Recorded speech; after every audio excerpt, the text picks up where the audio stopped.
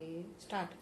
ప్రభునందు ప్రేమైన దేవుని సంగమా, దేవుని యొక్క మహాకృప, ఆయన ఉన్నతమైన కరుణ కటాక్షం బట్టి మరి యొక్క పరిశుద్ధ దినం ఈ రీతిగా మీ ముందుకు రావడానికి సర్వశక్తివంతుడు నాకు అనుగ్రహించిన ఈ మంచి సమయంను బట్టి మొదటిగా దేవాది దేవునికి స్తుతి స్తోత్రములు చెల్లిస్తూ భక్తి విశ్వాసములతో పరిశుద్ధ జీవితాన్ని కొనసాగిస్తున్న మీ అందరికీ ప్రభునామమున శుభములు దీవెనలు తెలియజేస్తా ఉన్నాను.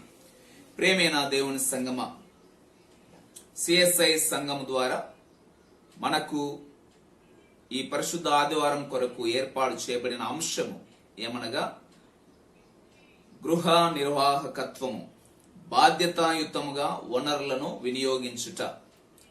గృహ నిర్వాహకత్వము, బాధ్యతాయుతముగా వనరులను వినియోగించుట. Stewardship, responsible resource management. Responsible resource management, stewardship. ఈ ఆదివారాన్ని స్టీవర్షిప్ సండేగా, గృహ నిర్వాహకత్వపు ఆదివారముగా సిఎస్ఐ సంఘము ప్రత్యేకించి ఈ దేవుడిచ్చిన వనరులను మనం ఏ రీతిగా సద్వినియోగము చేసుకోవాలి, రిసోర్స్ మేనేజ్మెంట్ ని ఎట్లా చేయాలి అనే అంశము మనకి ఇవ్వడం జరిగింది.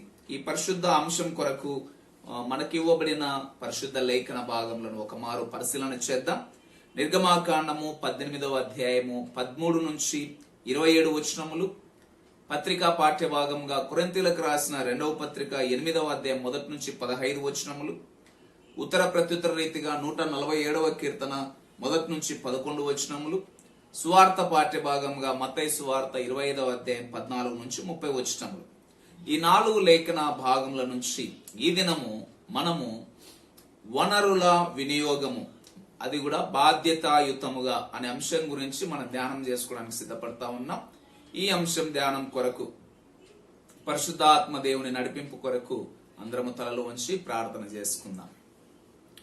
సర్వోన్నతుడా, అద్వితీయుడా, మహాగణుడైనటువంటి మా గొప్ప దేవ, ఈ లోకమును మీ చిత్తానుసారంగా సృజించి అన్నిటినీ సమకూర్చి వీటన్నిటి మీద మానవులకు బాధ్యతనిచ్చి వాటిని వినియోగించవలసిన ధర్మమును మాకు బోధించినందులకై మీకు వందనములు.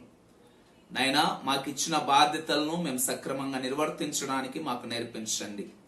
వాక్య ధ్యానం చేసుకోవడానికి సిద్ధపడుతుంటుండగా మమ్మల్ని అందరినీ జ్ఞాపకం చేసుకుని మాకున్న అజ్ఞానమును తొలగజేసి వివేకమునిచ్చి మీరిచ్చిన ఈ సృష్టిని, మీరిచ్చిన బాధ్యతలను గుర్తెరిగి సరైన రీతిలో వినియోగపరుచుకొని మానవ జాతి క్షేమం కొరకు మీ ప్రణాళిక నైనా మీ చిత్తము నెరవేర్పు కొరకు మేము పాటుపడలాగున మాతో మాట్లాడండి. అల్పుడను అజ్ఞానినైన నన్ను మీ శిల్వచాట్ను మరుగుపరిచి పరిశుద్ధాత్మదేవ మీ అభిషేకమునిచ్చి నా ద్వారా మీ ప్రియబిడ్డలతో మాట్లాడుమని, నా నోటి మాటలు మా అందరి హృదయ ధ్యానములు మీ దృష్టికి అంగీకార యోగ్యములుగా చేయుమని యేసయ్య అతి శ్రేష్టమైన నామమున ప్రార్థించి వేడుకొనుచున్నాము తండ్రి, ఆమేన్.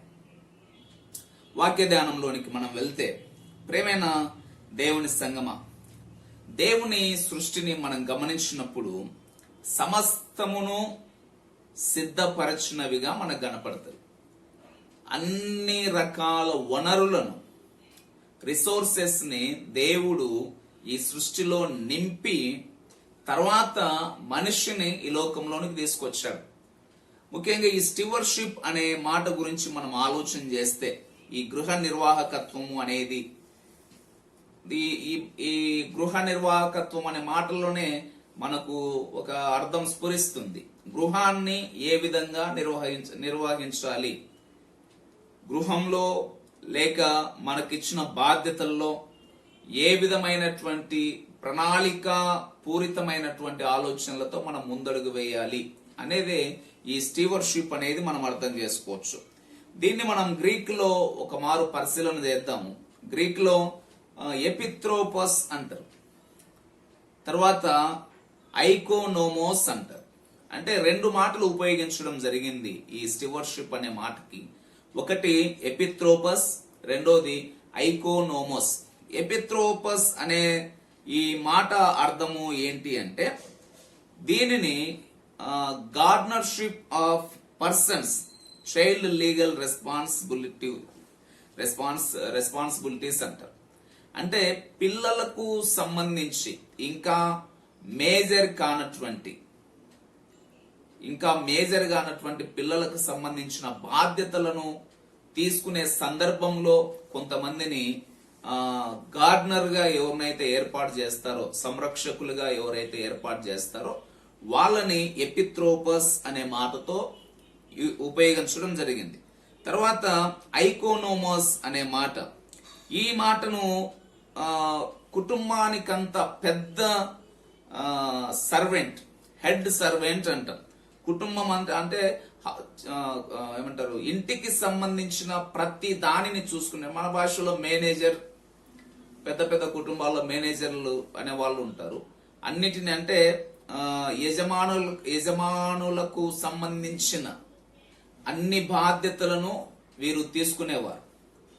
వారి తరపున అన్నిటినీ జరిగించేవారు. ఇంటికి కావలసిన అవసరతలు అయితేనేమి, వ్యాపార సంబంధమైనటువంటివి అయితేనేమి, పిల్లల సంబంధమైనటివి అయితేనేమి, ధన సంబంధమైనటివి అయితేనేమి, ఇటువంటివి ఈ రీతిగా బాధ్యత కలిగిన వాళ్ళని ఏమని పిలిచినట్టు ఐకోనోమోస్ అనే మాటతో ఉపయోగించినారు.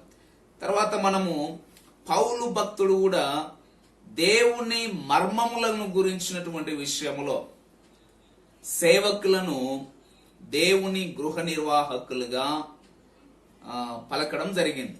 దేవుని సేవ వరకు వచ్చినప్పుడు పౌలు భక్తుడు తనతోటి పనిచేస్తున్నటువంటి సేవకులను గురించి ఏం చెప్తా ఉన్నాడు అనేది మనం ఆలోచన చేస్తే, ప్రభునందు ప్రేమైన దేవుని సంగమా, కొరింథీయులకు రాసిన మొదటి పత్రిక 4వ అధ్యాయము 1వ వచనాన్ని మనం గమనిస్తే, ఈ భాగంలో ఇలాగున క్రీస్తు సేవకులమనియు దేవుని మర్మముల విషయంలో గృహ నిర్వాహకులమనియు ప్రతి మనుషుడు మమ్మును భావించవలెను. అంటే దేవునికి సంబంధించినటువంటి సువార్త మర్మములను గురించిన బాధ్యత కలిగినటువంటి వారు దేవుని సేవకులు అని ప్రతివాడు, అంటే సంఘములు గమనించవలెను అనేది పౌలు భావన. అంటే సేవకులు దేవుని రాజ్య వ్యాప్తిని ప్రకటిస్తున్న, బోధిస్తున్న, సంఘాలను నడిపిస్తున్న సేవకులు ఎవరు అంటే దేవుని మర్మముల విషయములో, దేవుని గురించిన అనంత జ్ఞానము, దేవుని గురించిన ప్రణాళిక, లేక దేవుని గురించిన సువార్త మర్మములు, లేక దేవుని గురించినటువంటి తీర్పులు, దేవుని గురించిన రక్షణ కార్యము, దేవుని విమోచన కార్యము, వీటన్నిటిని గురించిన గృహ పరిచారకులు లేక ఈ కార్యనిర్వాహకులు ఎవరు అంటే దేవుని సేవకులు అనేది పౌలు ఆలోచనలో ఉన్నటువంటి భావన.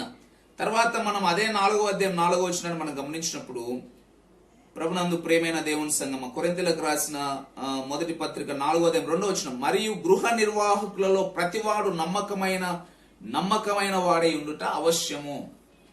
ఎవరైతే బాధ్యత కలిగి ఉన్నారని అనుకుంటా ఉన్నారో వాళ్ళు ఎట్టు ఉండాలంటే నమ్మకమైనటువంటి వానిగా ఉండాలి. ఇది గృహ నిర్వాహకత్వంలో ఉన్నటువంటి ఆలోచనలు. తర్వాత మనం పేతురు భక్తుని గురించిన ఆలోచన మనం చేస్తే, పేతురు రాసిన మొదటి పత్రిక 4వ అధ్యాయం 10వ వచనంలో కూడా పేతురు ఇదే మాట గృహ నిర్వాహకత్వం గురించి మాట్లాడుతూ, దేవుని నానా విధమైన కృప విషయమై మంచి గృహ నిర్వాహకులై ఉండి ఒక్కొక్కడు కృపావరం పొందిన కొలది ఒకనికొకడు ఉపచారం చేయడి. పౌలు సేవకుల పక్షముగా దేవుని మర్మముల విషయంలో గృహ నిర్వాహకత్వం గురించి మాట్లాడితే, పేతురు విశ్వాసులు దేవుడిచ్చినటువంటి అనేక రకాల కృపావరములను బట్టి, అనేక రకాల పరిచర్యలను బట్టి వారి పరిచర్యల్లో వారు గృహ నిర్వాహకులై ఉన్నారని గమనించి ఒకనికొకడు ఉపచారము చేయుడి అంటాడు. అంటే ఈ గృహ నిర్వాహకత్వంలో ఉన్నటువంటి ఆలోచనలు ఏంటివంటే, ప్రభునందు ప్రేమైన దేవుని సంగమా, గృహ నిర్వాహకత్వం అంటే మొదటగా మనం అర్థం చేసుకోవాల్సింది, ఒక పని మీద బాధ్యునిగా మనల్ని ఏర్పాటు చేసినారు అనేది మనం గమనించాలి. కేవలం ఉద్యోగం చేసేవాడే గృహ నిర్వాహకత్వం చేయడం అనేది కాదు. ఇక్కడ ఉద్యోగం చేసే వాళ్ళు మాత్రమే, ఈ పనిలో మాత్రమే నేను గృహ నిర్వాహకత్వం వహించాలనేది కాదు. ఇక్కడ ఆలోచన ఏంటి అంటే, ప్రతి ఈ లోకంలో దేవుని స్వరూపంలో దేవుని పోలికగా పుట్టిన ప్రతి మనిషి ఒక స్టివర్షిప్ అనేది అర్థం చేసుకోవాలి. ఒక గృహ నిర్వాహకుడు.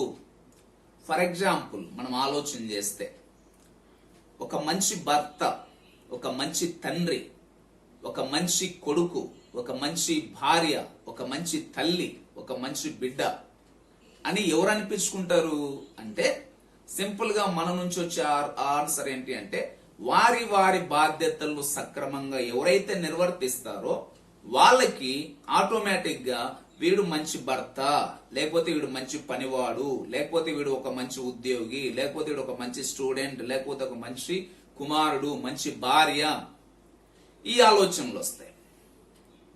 అట్లనే సంఘాల దగ్గరికి మనం వచ్చినప్పుడు సంఘంలో ఒక క్రమం ఉంది.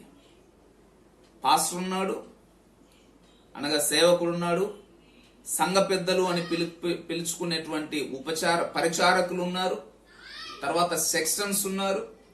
సో ఈ క్రమంలో కొన్నిసార్లు మనం పల్లెలలో జనరల్ గా సంఘ పెద్దలు అనే మాట యూజ్ చేస్తారు.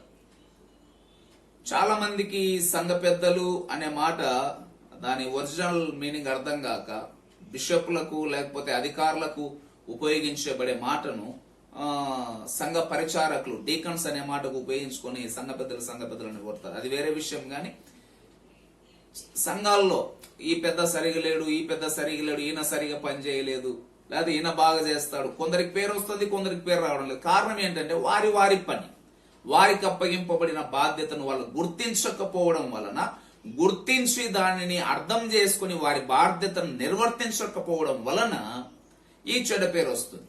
వీటన్నిటి యొక్క ఆలోచన ఏంటి అంటే, దేవుడు ప్రతి మనిషికి ఒక జన్మనిచ్చాడు. జన్మను ఊరికే ఇవ్వలేదు, ఒక పర్పస్ తో ఇచ్చాడు, ఒక ఉద్దేశం కలిగి ఇచ్చాడు. నీవు ఈ లోకంలో జీవిస్తా ఉన్నావు అంటే ఖచ్చితంగా దేవుడు తన ప్రణాళికలో భాగంగానే నిన్ను ఉంచాడు. నీకిచ్చిన కుటుంబం నీ బాధ్యత, నీకిచ్చిన సంఘము నీ బాధ్యత, నీవు నివసిస్తున్న గ్రామం నీ బాధ్యత, నీవు జీవిస్తున్నటువంటి దేశం నీ బాధ్యత, నీవు వేటినైతే అనుభవిస్తున్నావో వాటినన్నిటిని సంరక్షించడం నీ బాధ్యత. ఇది దేవుని ఉద్దేశం. ఒక్కమారు మనము సృష్టి ప్రారంభంలోనికి వస్తే ఆదికాండం 1వ అధ్యాయము 27-28 వచనంలో, దేవుడు తన స్వరూపమునందు నరుని సృజించెను, దేవుని స్వరూపమందు వారిని సృజించెను, స్త్రీని గాని పురుషుని గాని వారిని సృజించెను. 28వ వచనం, దేవుడు వారిని ఆశీర్వదించెను ఎట్లనగా, మీరు ఫలించి అభివృద్ధి పొంది విస్తరించి భూమి నిండించి దాన్ని లోబరుచుకునుడి, సముద్రపు చేపలను ఆకాశ పక్షులను భూమి మీద పాకు ప్రతి జీవిని ఏలుడని దేవుడు వారితో చెప్పెను.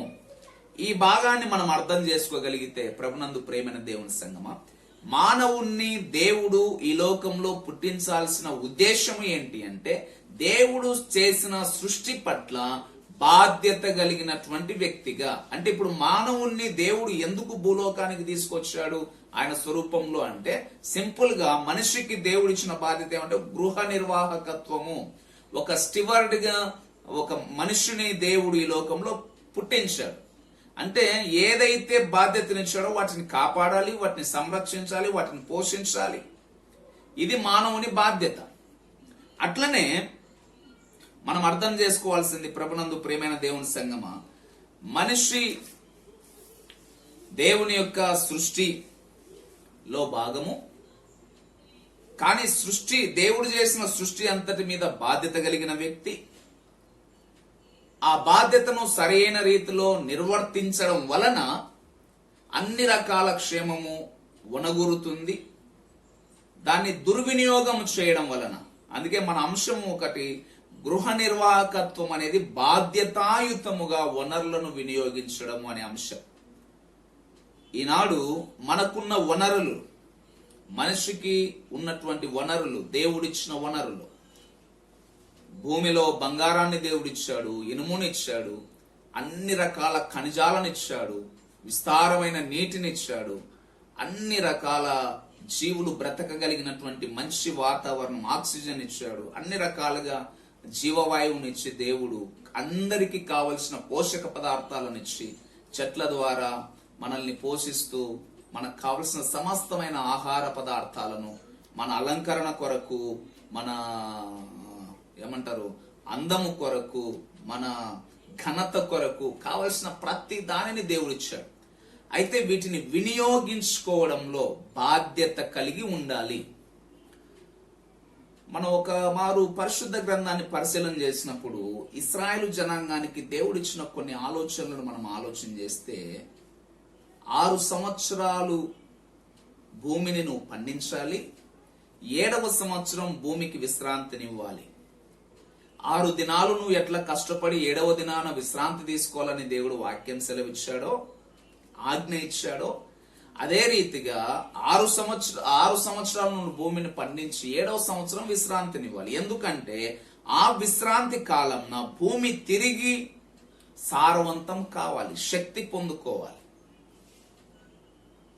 ఇప్పుడేమైతా ఉంది అంటే మనిషి దురాలోచన వలన, ఎక్కువగా సంపాదించాలన్న ఆలోచన వలన పంట మీద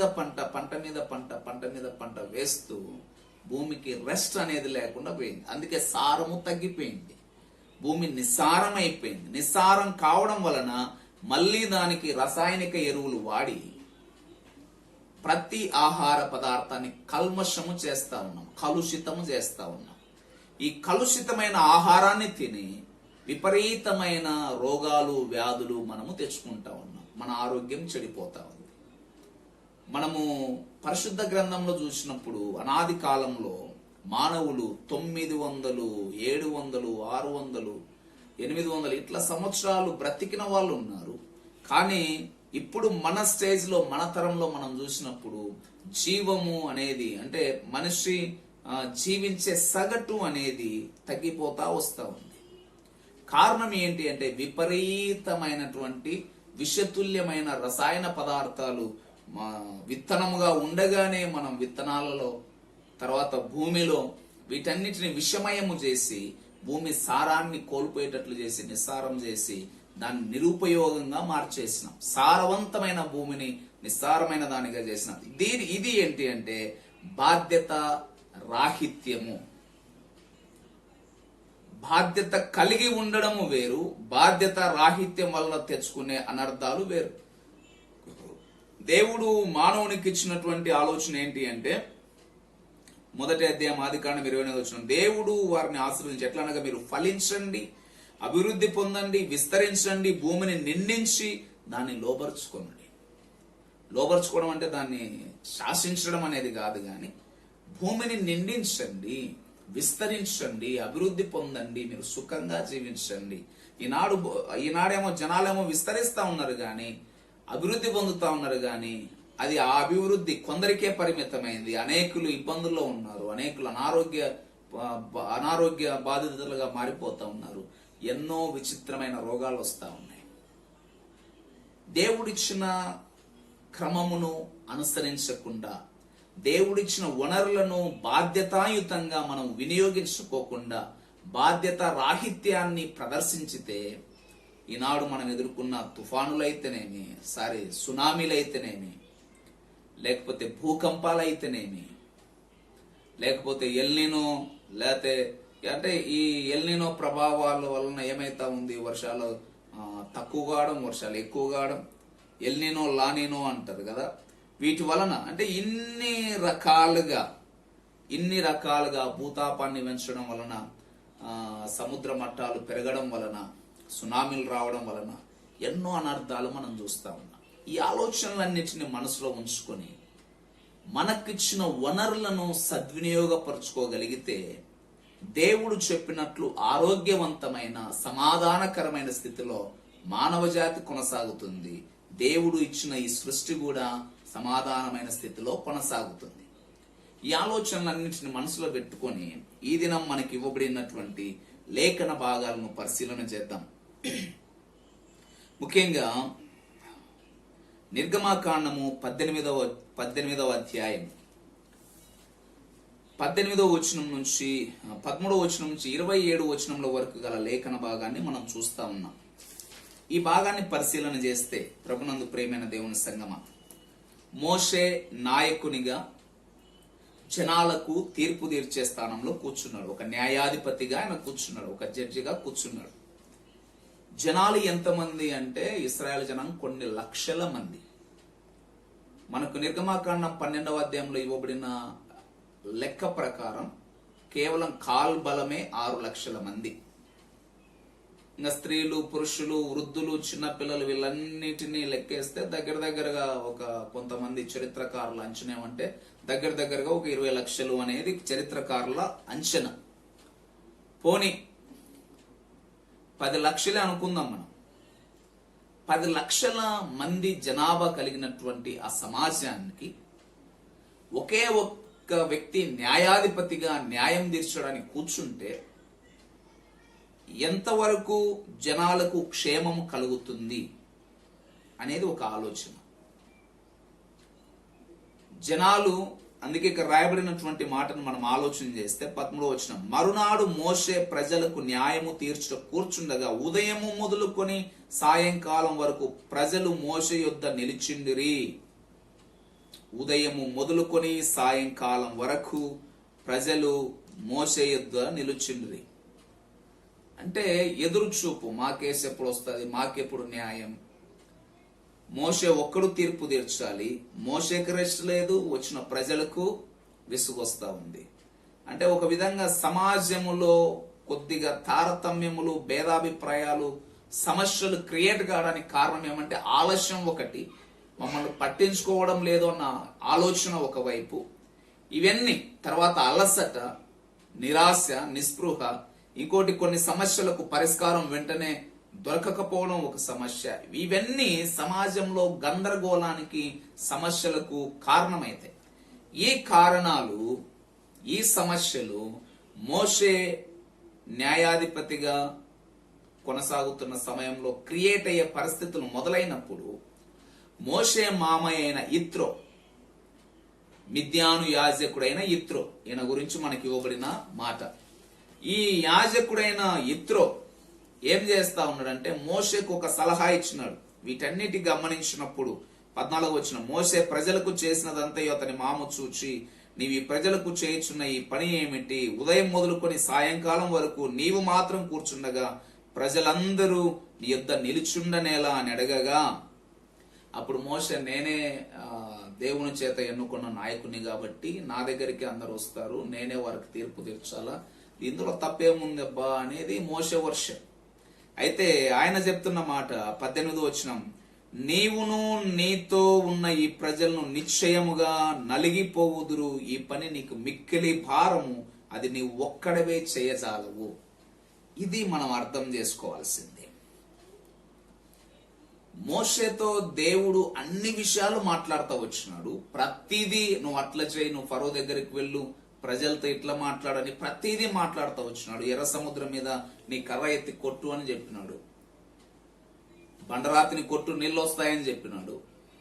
ఇన్ని చెప్పినటువంటి దేవుడు ఈ ఆలోచన ఎందుకు ఇవ్వలేదు అంటే, దేవుడు మనకిచ్చిన బాధ్యతల్లో మన వివేచనను బయట పెట్టించడానికి ఆయన కొన్నిసార్లు మనల్ని వదిలేస్తాడంటే నీకు ఆలోచన జ్ఞానం కలిగి ఉండాలి, నువ్వు ఆలోచన చేయాలి. ఇన్ని దినాలు అంటే ఒకటే ఆలోచన చేయొచ్చు. దేవుడు మోషను ఎన్నుకోవడంలోనే దేవుని ఉద్దేశం మోషే అర్థం చేసుకోవాలి. దేవుడు ఇశ్రాయేలు జనాంగాన్ని విడిపించాలనుకుంటే మోషేనే అవసరం లేదు. కానీ దేవుడు ఏం చేసినాడు? వనరులను వినియోగించుకున్నాడు. అంటే ఒక నాయకుని ఆయన ఏర్పాటు చేసి ఆయన ద్వారా క్రియలను మొదలు పెట్టినాడు. అట్లనే మోషే కూడా ఏం చేయాలో అర్థం చేసుకొని, ఇంతమంది జనాంగానికి నేను ఒక్కనే తీర్పు తీర్చడం కష్టం కాబట్టి, ఈ కష్టమైన స్థితిలో అందరూ నలిగిపోతారు కాబట్టి, అందరికీ న్యాయం వెంటనే జరగక ఇబ్బందుల పాలవుతారు కాబట్టి, న్యాయాన్ని అందరికీ అందుబాటులోకి తీసుకురావాలి అంటే నేను మాత్రమే కాదు సమర్థుడును, నాతో పాటు ఇంకా అనేకులు సమర్థులు ఉన్నారు, ఆ సమర్థులను నేను గుర్తించాలి అన్న ఆలోచన రావాలి. ఇక్కడనే అనేక నాయకత్వపు లోపాలు సంఘములలో అయితేనేమి, కుటుంబంలో అయితేనేమి, అధికారంలో ఉన్నటువంటి వాళ్ళలో అయితేనేమి, ఇక్కడనే సమస్య వస్తా ఉంది. నేనే అన్న ఆలోచన ఉన్నంత వరకు ఇతరులు నీకు కనిపించరు, ఇతరుల జ్ఞానం నీకు అర్థం కాదు, ఇతరుల తలాంతులు నీకు అర్థం కాదు, వారి సామర్థ్యం నీకు అర్థం కాదు.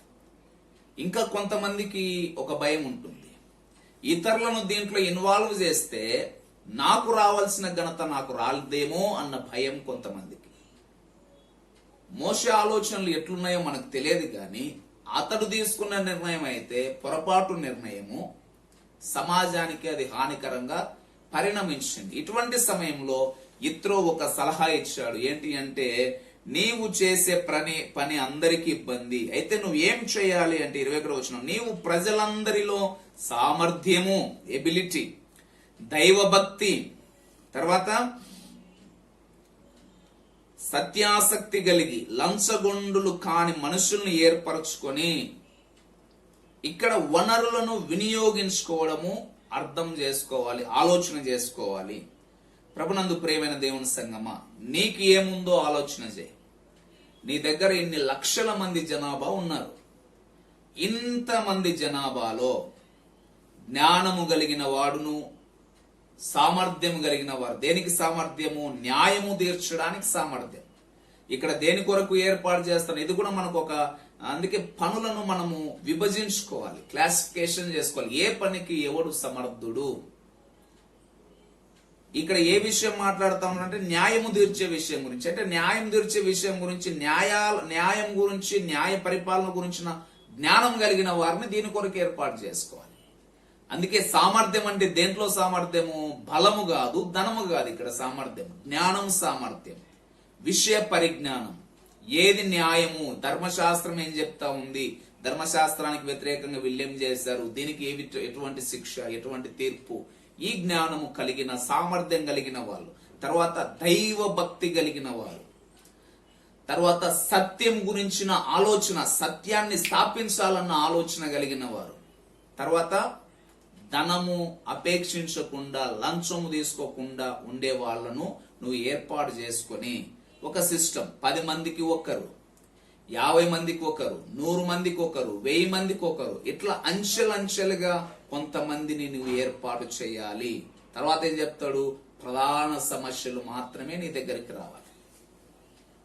ప్రభునందు ప్రియమైన దేవుని సంగమా, ఇప్పుడు ఈనాడు మన న్యాయ పరిపాలన విధానాన్ని కూడా గమనించినప్పుడు మనకు కూడా కోర్టులు స్టేజెస్ ఉన్నాయి. మండల స్థాయిలో ఉన్నాయి, జిల్లా స్థాయిలో ఉన్నాయి, తర్వాత రాష్ట్ర స్థాయిలో ఉన్నాయి, తర్వాత దేశ స్థాయిలో ఉన్నాయి. ఇట్లనే మోషేకు ఇత్రో ఆనాడు సలహా ఇచ్చాడు. దీని ప్రకారం మోషే చేయడం వలన ఆనాడు జరిగిన గొప్ప ఒక న్యాయ విప్లవం ఏంటి అంటే ప్రజలకు మేలు కలిగింది. ఈ దినము ఉన్న వనరులను వినియోగించుకోవడం మనకు అర్థం కావాలి. కుటుంబంలోనైనా, సంఘంలోనైనా, సమాజంలోనైనా వనరులు ఏమున్నావో నీకు అర్థం కాక, అంటే నీ చుట్టూ దేవుడు నీకేమిచ్చినాడో నువ్వు అర్థం చేసుకోక, నాకేముంది అని లేని దాని కోసం నువ్వు ఆరాట పడడం కాకుండా, దేవుడు ఇచ్చిన వాటిని, ఉన్న వాటిని అర్థం చేసుకొని వాటిని వినియోగించడం మొదలు పెడితే నీ జీవితం సుఖమయమవుతుంది. నీ ద్వారా అనేక మంది జీవితం ఆశీర్వాదకరంగా మారుతుంది. ఈ విషయాలను మనం పరిపాలన విషయములలో ప్రజల భాగస్వామ్యం, ఈనాడు సంఘాల్లో కూడా మనం ఆలోచన చేస్తే, సంఘంలో లేకపోతే దేవుని పనిలో చూడండి, యేసుక్రీస్తు ప్రభుల వారు వస్తానే అంతా నేనే చేయాలని ఆలోచన చేయాలి. ఆయన కూడా ఏం చేస్తున్నాడు? శిష్యులను ఏర్పాటు చేసుకున్నాడు. దానికి కూడా క్వాలిఫికేషన్స్ ఉన్నాయి, అర్హతలు ఉన్నవి.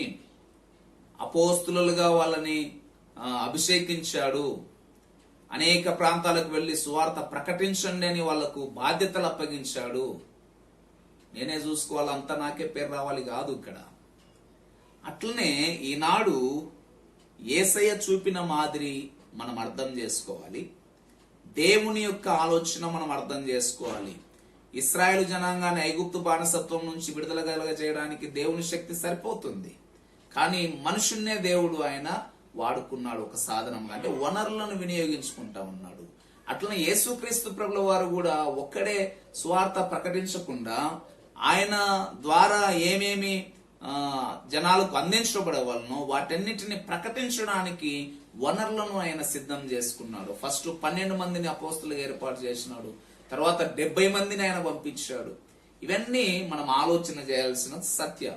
అట్లనే సంఘములలో కూడా మనకివ్వబడిన బాధ్యతలు, ఈనాడు సంఘ పరిచారకులు, డీకన్ వ్యవస్థ అనేది ఉంది సంఘములలో. ఈ డీకన్స్ అనే వాళ్ళు ఏం చేయాలి అంటే వారికి ఇవ్వబడిన బాధ్యతలు నిర్వర్తించాలి. ఏం బాధ్యత? పరిచారము చేసే బాధ్యత. మనము వాక్యాన్ని ఒక మారు పరిశీలన చేస్తే అపోస్తుల కార్యముల గ్రంథం 6వ అధ్యాయంలోనికి మనం వద్దాం. సంఘం విస్తరిస్తా ఉన్నప్పుడు అనుదిన పరిచర్యలో ఒక సమస్య మొదలైంది. ఏంటి ఆ సమస్య అంటే, హెబ్రీల మీద గ్రీకు భాష మాట్లాడు యూదులు సనగసాగిరి. అప్పుడు 12 అపోస్తులు తమ యొద్దకు శిష్యుల సమూహమును పిలిచి వాళ్ళు ఒక తీర్మానం చేసినారు. మేము దేవుని వాక్యం మాని మీకు భోజనం పంచిపెట్టుట అర్థం లేని విషయం. అంటే ఇక్కడ కూడా క్లాసిఫికేషన్స్, అంటే పనిలో తరగతి. నాకు ఇవ్వబడిన బాధ్యత సేవ చేయడం, సువార్త ప్రకటించడం, దేవుని ధర్మాన్ని, దేవుని జ్ఞానాన్ని అందించడం. మరి మిగిలిన పని ఎవరు చేయాలి? అది కూడా నేనే చేస్తే నేను దీనికి అన్యాయం చేస్తాను. కాబట్టి నా బాధ్యతలోకి నేను లిమిట్ అవుతాను.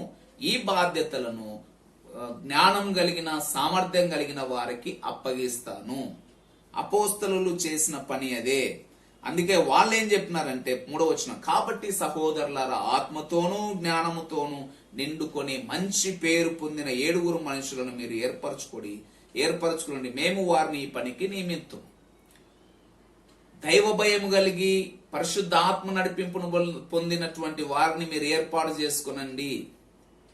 అంటే పని ఉంది కాబట్టి, అవసరత ఉంది కాబట్టి, పని జరగాలి కాబట్టి ఎవరిని పడితే వాడిని తీసుకొని వచ్చి పెట్టడం కాదు. బాధ్యతలలో సంఘంలో కూడా డీకన్స్ పోస్టు కాలేంది కాబట్టి ఎవడు పడితే వాడు రావడం కాదు.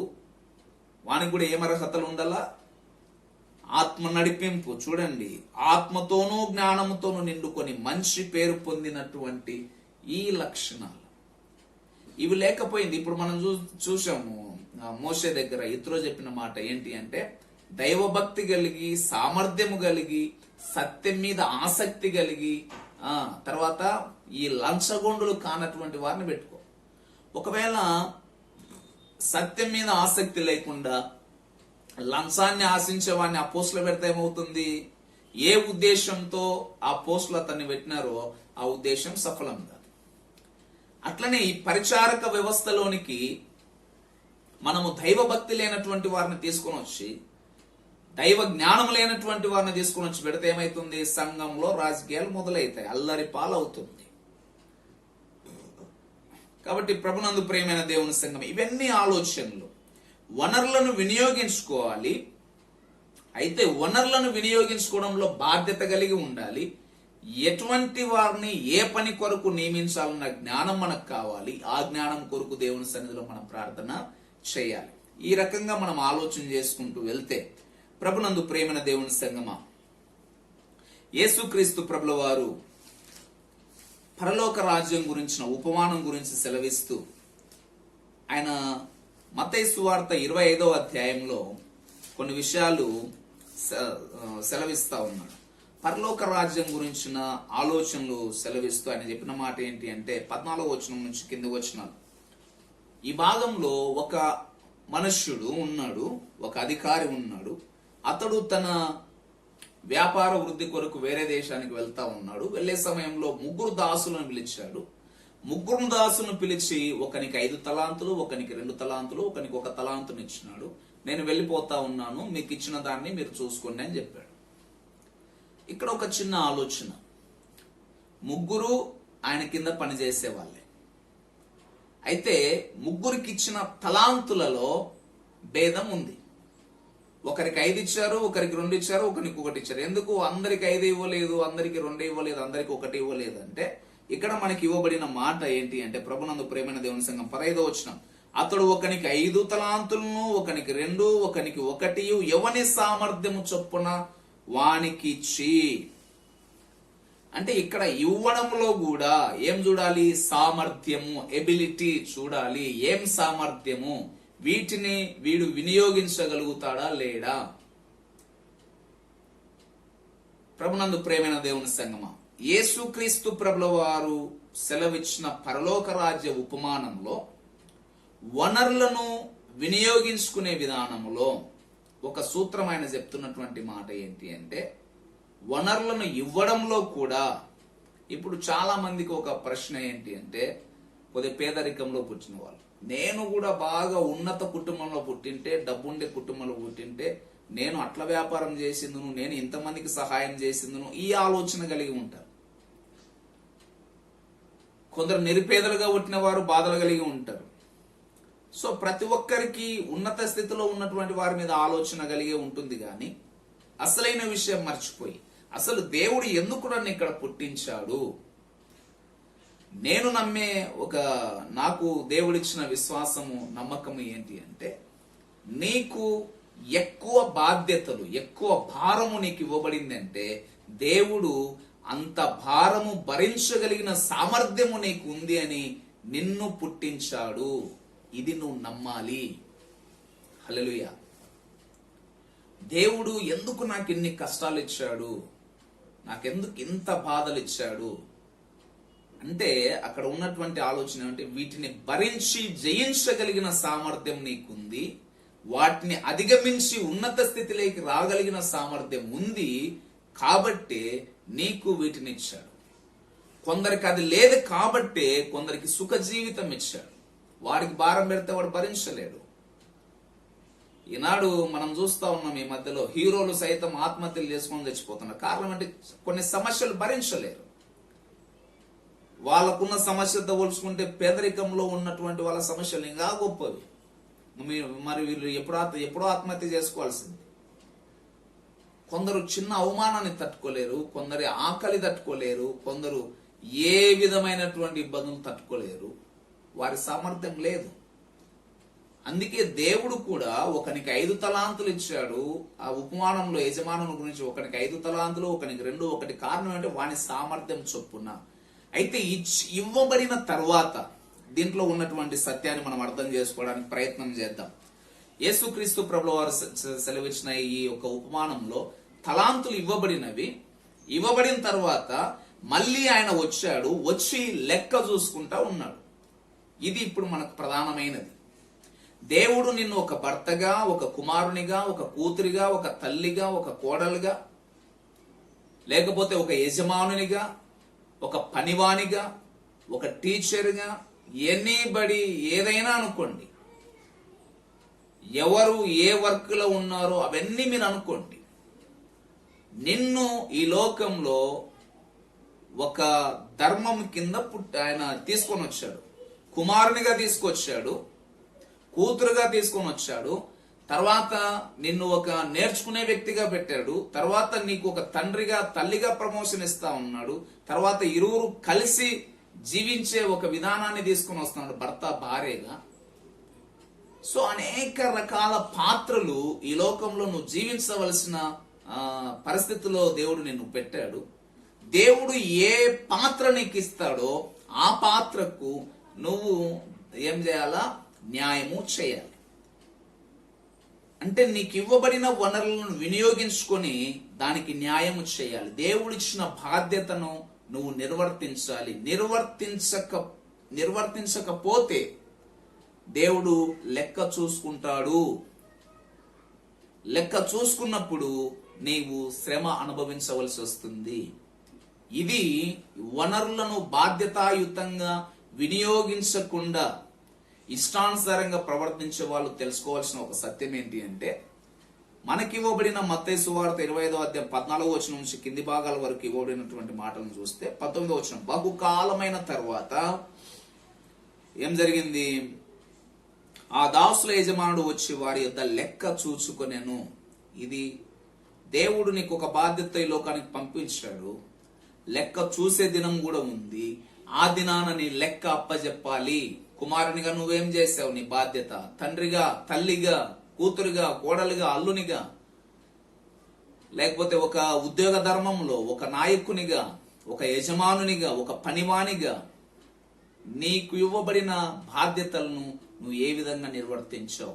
నీకు ఇవ్వబడిన బాధ్యతలను నమ్మకంగా నిర్వర్తించినప్పుడు, బలా నమ్మకమైన మంచి దాసుడా, నీ యజమానుని సంతోషంలో నువ్వు పాలపంపులు పొందుకో. హల్లెలూయా. నమ్మకముగా వనరులను వినియోగించిన వానికి దేవుని యొక్క సంతోషంలో పాలు పొందే ధన్యత దేవుడిచ్చాడు. అపనమ్మకంతో ఇచ్చిన బాధ్యతను పూర్తి చేయనటువంటి ఒక సోమరికి నరకములో పాలిభాగస్తునిగా, శాపంలో, శోధనలో పాలిభాగస్తునిగా చేశాడు. ఈ శిష్టాన్ని మనం అర్థం చేసుకోవడానికి ప్రయత్నం చేద్దాం. ఒకటి, మోషే ద్వారా సమాజంలో ఉన్నటువంటి వనరులను, సంఘంలో ఉన్న వనరులను వినియోగించుకొని సంఘక్షేమం కొరకు వినియోగించడం. తర్వాత కుటుంబ పరంగా, వ్యక్తిగత పరంగా దేవుడు మనకిచ్చిన వనరులను వినియోగించుకొని అభివృద్ధి పొందడం. మూడవది మనం ఆలోచన చేస్తే కొరింథీయులకు రాసిన 2వ పత్రిక 8వ అధ్యాయము 1 నుంచి 15 వచనాల వరకు రాయబడిన సంఘాన్ని మనం చూస్తే మాసిదోనియా సంఘం గురించి మనకు ఇక్కడ వివరించబడింది. ఈ సంఘము దేవుని పరిచర్యలో వారికున్న సామర్థ్యమునకు మించి ఆర్థిక ప్రోత్సాహం చేసిన సంఘముగా కొరింథీ సంఘానికి అపోస్తలుడైన పౌలు పరిచయం చేస్తా ఉన్నాడు. మాసిదోనియా సంఘము దేవుని యొక్క పరిచర్య కొరకు, మనం ఈనాడు సంఘాలు కట్టబడినాయి అంటే, ఈనాడు సంఘములుగా మనం కూడబడతా ఉన్నాము అంటే దానికి కారణము మన దగ్గరికి వచ్చిన సేవకులు మనకు సువార్త ప్రకటించడం వలన. మన దగ్గరికి సేవకులు సువార్త ప్రకటించడానికి వచ్చారు అంటే దాని వెనకల ఎవరున్నారంటే యేసునందు విశ్వాసం ఉంచిన సంఘాలు.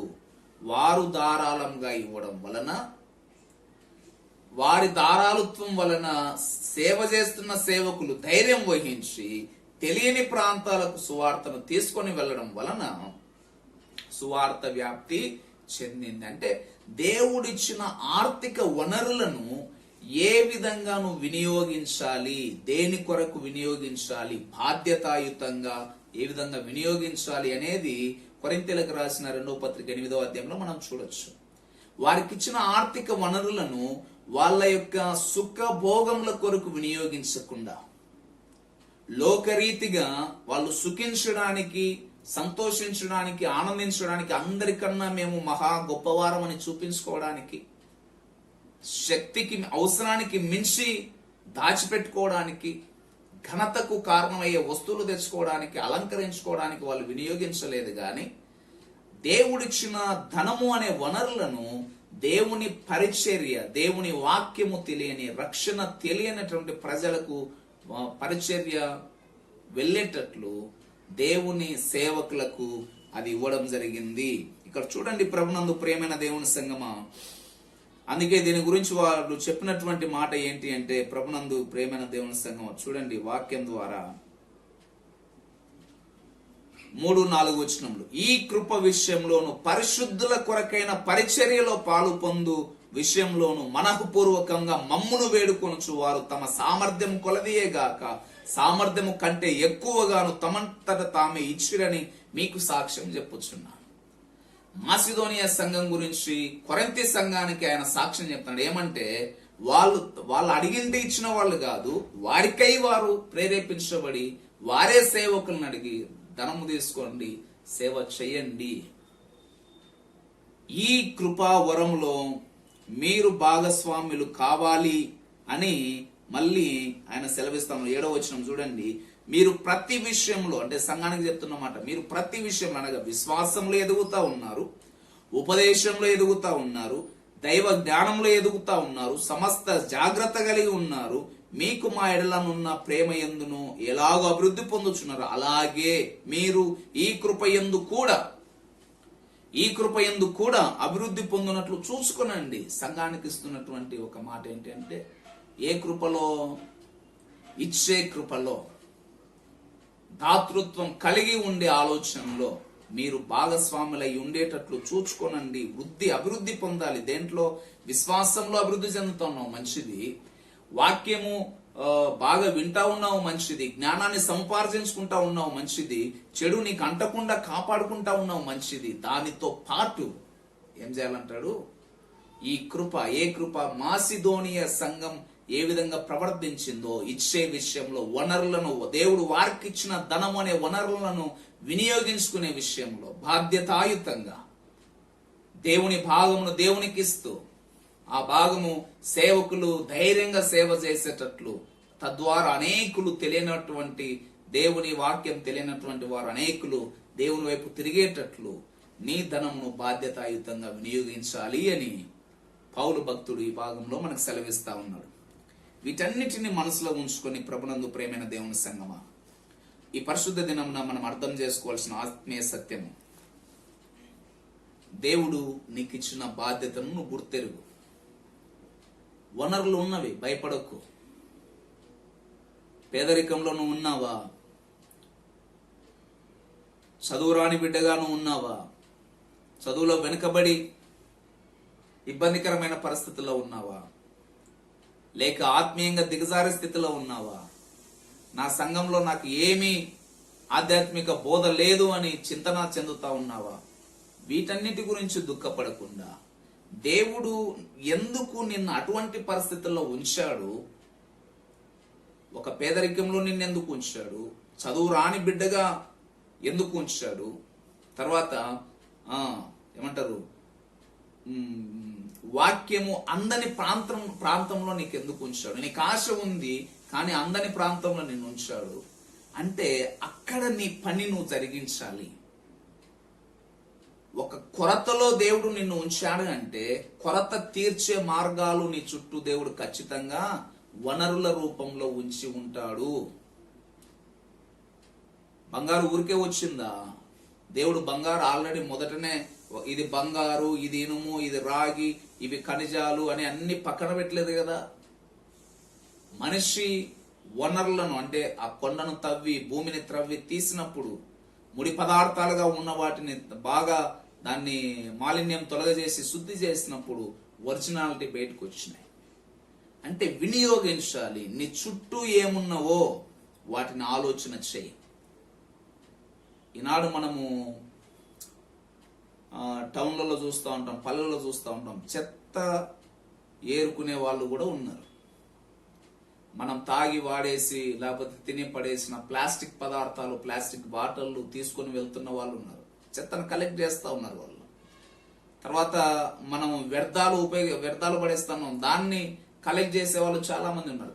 ఎందుకు వాళ్ళు అట్లా చేస్తా ఉన్నారు? వాడేసిన వ్యర్థాలు కదా అంటే దానితో కూడా జీవనం సాగిస్తూ ఉన్నారు.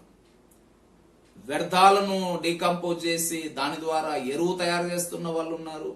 ప్లాస్టిక్, పనికిరాని ప్లాస్టిక్ వల్ల తయారు చేసి దాన్ని మళ్ళా రీసైక్లింగ్ చేసి మళ్ళా దానితో కొన్ని పదార్థాలు తయారు చేస్తూ ఉన్నారు. అంటే పనికి రానిది ఏమీ లేదు. నీ చుట్టూ కూడా దేవుడు అనేక పనికి వచ్చే విషయాలను సిద్ధం చేశాడు, రెడీగా ఉంచాడు. వాటిని బాధ్యతాయుతంగా వినియోగించడం నేర్చుకో. అదే రీతిగా నీ సంఘంలో అయినా, నీ కుటుంబంలోనైనా, నీ వ్యక్తిగత జీవితంలోనైనా ఏమి వనరులు నీ చుట్టూ ఉన్నాయి, వాటిని ఎట్లా వినియోగించుకోవాలి, బాధ్యతతో ఎట్లా వినియోగించుకోవాలి, తద్వారా ఏ విధంగా అభివృద్ధిలోకి నడవాలని ఆలోచన చేయి. అంటే నీ మనస్సుకు, నీ మైండ్కు నువ్వేం చేయాలా? నేర్పించుకోవాలి, ఆలోచన నేర్పించుకోవాలి. నీ మనసుతో ఆలోచన చేయడం నువ్వు నేర్చుకోవాలి.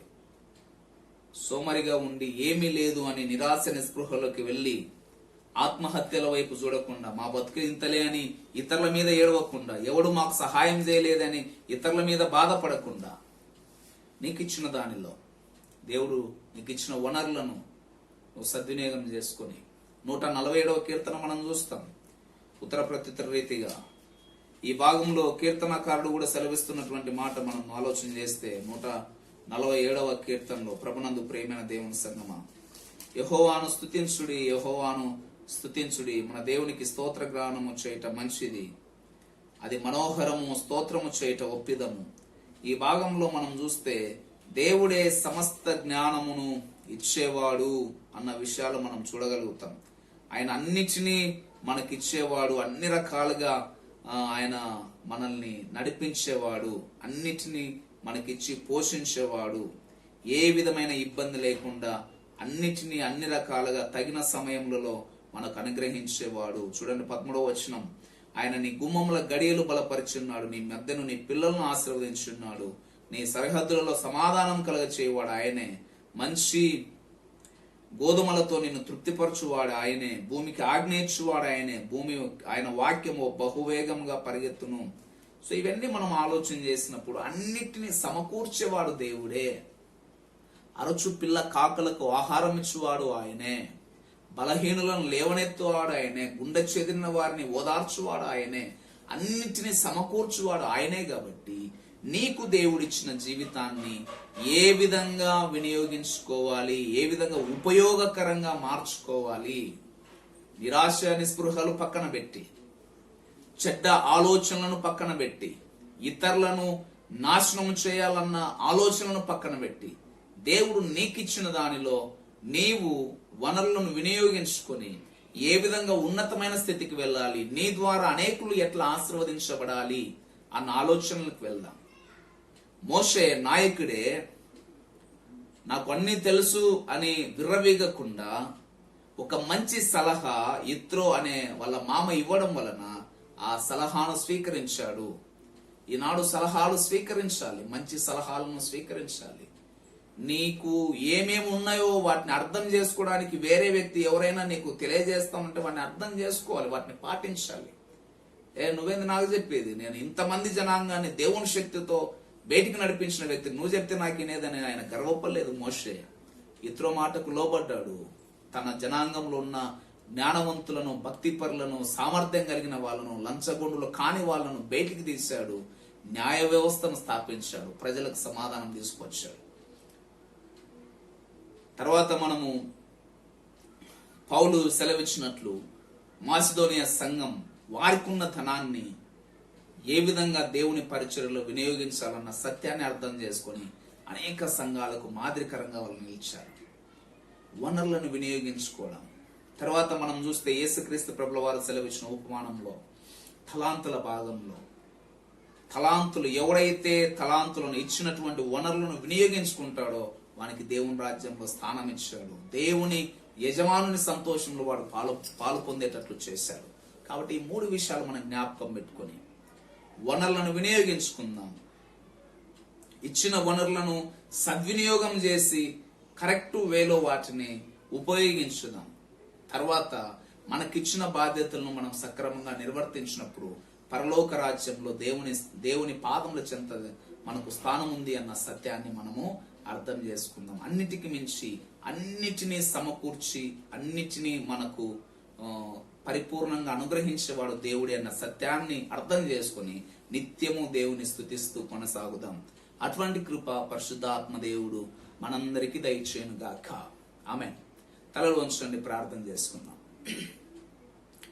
మహాపరిశుద్ధుడా, అద్వితీయుడా, ఆశ్చర్యకరుడా, మీ జ్ఞానమును ఏ విధంగా మేము అర్థం చేసుకోగలం ప్రభువా? మీరు సమస్తమును ఒక ప్రణాళిక ప్రకారముగా మీ చిత్తానుసారంగా సృష్టించి ఆ సృష్టిని మీ కృపను బట్టి సరైన రీతిలో కొనసాగించడానికి, నైనా సృష్టిలో మీరు ఇచ్చినటువంటి వనరులను సద్వినియోగం చేసుకోవడానికి, వాటిని సంరక్షించడానికి, బాధ్యతాయుతంగా వాటిని వినియోగించుకోవడానికి మాకు నేర్పిస్తున్న దేవా మీకు స్తుతి స్తోత్రములు. నైనా మొదటి మానవుడైన ఆదామును ఏ రీతిగా ప్రభువా మీ సృష్టిని కాపాడే బాధ్యతనిచ్చి లోకంలో సృజించారో, అదే రీతిగా ఈ లోకంలో మేము ఒక కుటుంబంలో బిడ్డగా, కుమారునిగా, తండ్రిగా, తల్లిగా, భర్తగా, భార్యగా ఉన్నాము అంటే అవి మీరిచ్చిన బాధ్యతలని గుర్తించి, ఆ కుటుంబము మీరిచ్చిన వనరులని గుర్తించి నైనా వారిని సరైన రీతిలో వినియోగించుకొని ముందడుగు వేయడం మాకు నేర్పించండి. సంఘములో, సమాజంలో, కుటుంబంలో మేము బాధ్యత కలిగినటువంటి బిడ్డలంగా జీవిస్తూ నైనా ఎక్కడా దుర్వినియోగం చేయకుండా, నైనా మీరిచ్చిన ధనమును గాని, మీరిచ్చిన జ్ఞానమును గాని, మీరిచ్చిన ఏ విషయమును మేము దుర్వినియోగం చేయకుండా మీ నామ మహిమార్థమై నైనా సద్వినియోగం చేసుకుంటూ అనేకులకు ఆశీర్వాదకరంగా మీ చిత్తాన్ని ప్రభువ నిర్వర్తించే బిడ్డలుగా మమ్మల్ని అందరినీ చేయమని, మమ్మలను మా సంఘములను మీ పాదముల చెంత సమర్పణ చేస్తూ, ఈ కరోనా వైరస్ విస్తరిస్తున్న ఈ ఇబ్బందికరమైన పరిస్థితులలో మేమందరము నిరాశ నిస్పృహలకు గురి కాకుండా ప్రభువ మీ చిత్తమును అర్థం చేసుకుని మోకరించి ప్రార్థించే బిడ్డలముగా, నైనా ఇబ్బందుల్లో ఉన్న వారిని ఆదుకునే బిడ్డలముగా, నైనా ధైర్యం కోల్పోయిన వారిని ధైర్యపరిచే బిడ్డలముగా, నైనా మేమందరము ముందుకు సాగేటట్లు చేయమని యేసయ్య అతి శ్రేష్టమైన నామమున ప్రార్థించి వేడుకొనుచు అడిగి పొంది ఉన్నాము తండ్రి, ఆమేన్. మన ప్రభువైన యేసుక్రీస్తు కృపయు, తండ్రి అయిన దేవుని ప్రేమయు, పరిశుద్ధాత్మ దేవుని యొక్క నిత్య సహవాసం, కాపుదల, భద్రత ఇక్కడ చిన్న మనకు ఆయన నమ్మిన బిడ్డలకును సంఘమంతటికి సకల పరిశుద్ధులకును ఇప్పుడు ఎల్లప్పుడు సదాకాలం తోడు నీడై ఉండును గాక. ఆమేన్. God bless you. దేవుడు మిమ్మును మీ కుటుంబములను దీవించును గాక. ఆమేన్.